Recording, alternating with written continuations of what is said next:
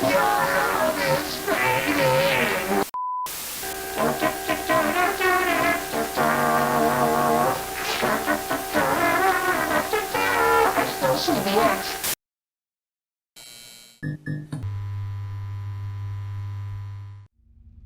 hijackings, often brushed off as technical glitches, unfold as more than just momentary disruptions.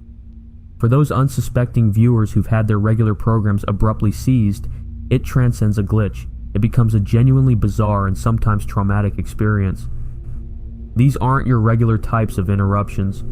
They're incidents that have left an indelible mark on the minds of some viewers. While some hijackings may initially come off as harmless pranks, some have serious motives. From the seemingly innocent pursuit of humor to the downright strange and chilling encounters, each incident carries its own unique story. Today we are going to go over the most famous TV hijackings to date. These incidents not only disrupted the airwaves, but left an enduring impact on the collective memory of those who witnessed them. And the first on the list today is a hijacking you most likely haven't heard of.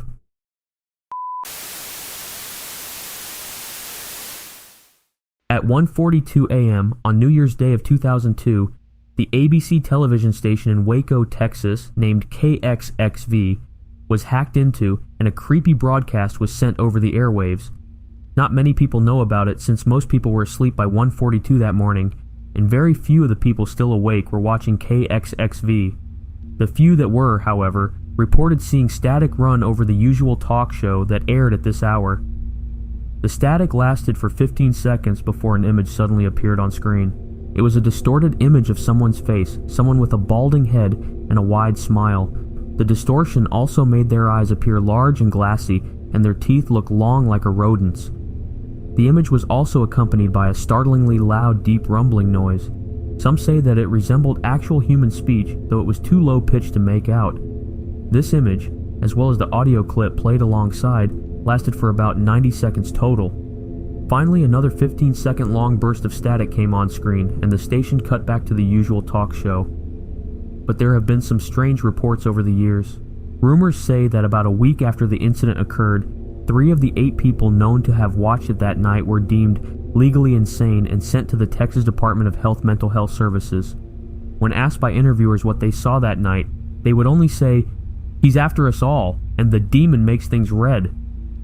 When asked what they meant, they would reply that they heard what the figure was saying quite clearly, even though the other reports, including the ones filed by people who watched the recording of the video, mentioned the rumbling being too deep to understand.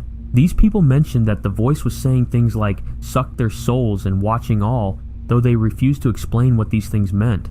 They also reported that the supposed image was actually a video, and that the being's head was shaking violently, with his eyes darting back and forth and his mouth moving with whatever he said. All other reports say that the image was, indeed, a still one. Following the incident, police made efforts to track down the person who hacked KXXV that fateful New Year's Day, but to no avail. However, it did turn out that someone had a recording of it. Albert Finster, who was going to a party on New Year's Eve but wanted to watch the local news coverage of the event, had been recording the station that morning, having started recording at 10:01 p.m. and finished at 8:33 a.m. the next day. Within the recording was the incident. Unfortunately, the VHS was somewhat corrupted, so that the only known footage of the incident is messed up almost beyond recognition. Beneath is a still out of the only 45 seconds of the incident footage that wasn't messed up by corruption. It's still partially corrupted though, as a red after image haunts the left side of the screen.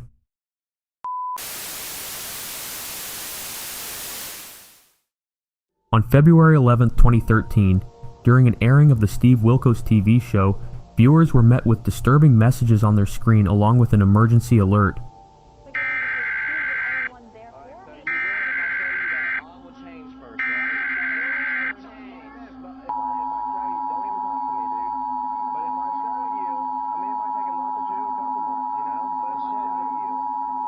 Civil authorities in your area have reported that the bodies of the dead are rising from their graves and attacking the living. Follow the messages on screen that will be updated as information becomes available. Do not attempt to approach or apprehend these bodies as they are considered extremely... What makes this hijacking different from others is the fact that only the audio is hijacked and not the video. This message confused most. I mean, why wouldn't it? The message is implying that the dead have come alive like some type of horror film. Later that day, during a pancake commercial between a news broadcast, the message would play again, but this time be longer. This caused many people to call the police to try to confirm if these alerts were real. Obviously they were not real, but it's very strange that the emergency broadcast got hacked into twice in the same day. Authorities instantly went into an investigation, and an affiliate station of CBS put out a statement reading, quote, "Someone apparently hacked into the emergency alert system and announced on KRTV and the CW that there was an emergency in several Montana counties. This message did not originate from KRTV, and there is no emergency. Our engineers are investigating to determine what happened and if it affected other media outlets." Since this statement, no leads have been presented on the case, and it seems like we will never know who is behind this strange hijacking.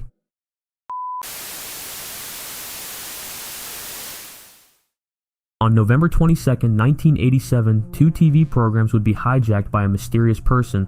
This hijacker wore a mask of Max Headroom. Max Headroom was a character advertised as the first computer-generated TV personality. He first appeared in his own movie before getting his own series.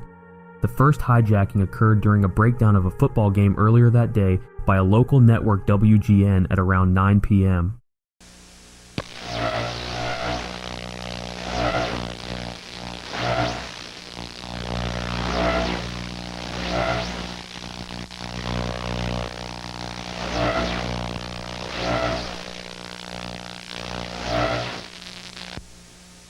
This lasted about 25 seconds before being cut off.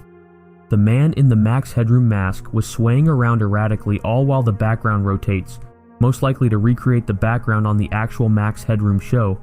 During this hijacking, a distorted buzzing sound can also be heard. After switching back to the regular program, the newscaster was confused and had no idea what happened. Well, if you're wondering what's happened, so am I. Actually, the computer that we have running our news from time to time took off and went wild. Later that same day, a different station, WTTW, was also hijacked while broadcasting Doctor Who.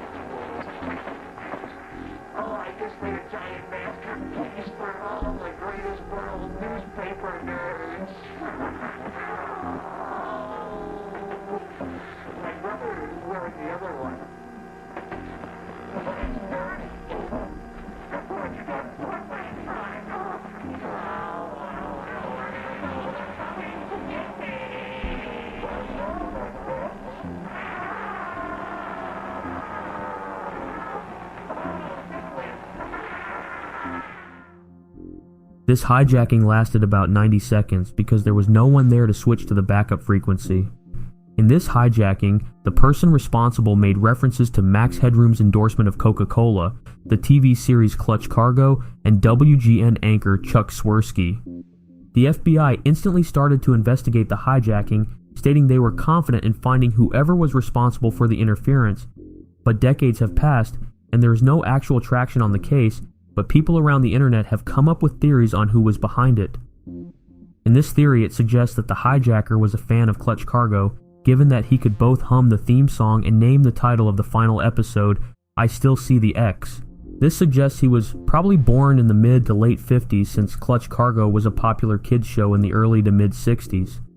This would put his approximate age in 1987, at the time of the hacking, at around 30 to 35. Of course, it's also possible that he was born later and only became familiar with Clutch Cargo via reruns. The hijacker also seems to personally harbor a grudge for Chuck Swirsky and WGN, since he explicitly insults both of them during the video. My guess is he is a disgruntled former employee of WGN. I think his insult against Chuck was actually more of a throwaway comment, since Chuck is the head broadcaster, and the fact that he actually knows to call WGN the world's greatest newspaper shows a bit more intimacy in his relationship with that brand. I don't know, but I'm not sure most people would just casually think to call WGN by its full name like that. Seems like his beef with them is a bit more explicit and personal. Since this hijacking, the FBI still has no clue who hijacked those stations on that day. This hijacking remains as an internet-famous unsolved mystery, as we most likely will never know who was truly behind it.